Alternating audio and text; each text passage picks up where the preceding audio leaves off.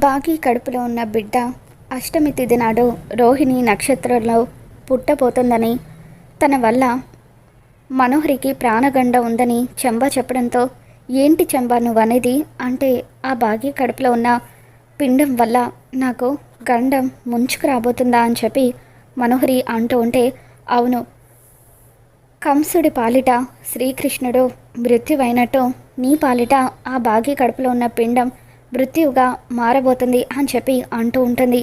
అప్పుడే అక్కడికి వచ్చిన బాగి, చెంబ, మనోహరి ఇద్దరు మాట్లాడుకుంటూ ఉంటే వాళ్ళిద్దరి మాటలు చాటుగా ఉండి వింటూ ఉంటుంది.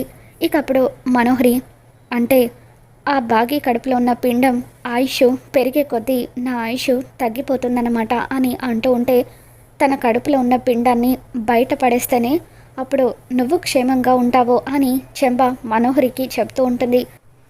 ఆ పిండం సంగతి కంటే ముందు నువ్వు ఆ బ్లాక్ మ్యాన్ నుండి ఎటువంటి ప్రమాదం రాకుండా చూసుకో అని చెప్పి అంటూ ఉంటే, ఆ బ్లాక్ మాస్క్ మ్యాన్ని అడ్డు పెట్టుకొని నేను ఆ బాగి కడుపులో ఉన్న పిండాన్ని చంపేస్తాను అని చెప్పి మనోహరి అంటూ ఉంటుంది. బాగి కోపంగా చూస్తూ ఉంటే, బాగి తమ ఇద్దరి మాటలు వినేసిందన్న విషయం తెలుసుకొని చెంబ, మనోహరి ఇద్దరు కూడా షాక్ అవుతూ ఉంటారు. మరి రాబోతున్న ఎపిసోడ్లో మనోహరి చెంబ కుట్రలు తెలుసుకున్న బాగి వాళ్ళిద్దరికీ ఏ విధంగా బుద్ధి చెప్పబోతుందో మళ్ళీ మన ఛానల్లో తెలుసుకుందాం. ఈ వీడియో మీకు నచ్చినట్లయితే తప్పకుండా లైక్ చేయండి.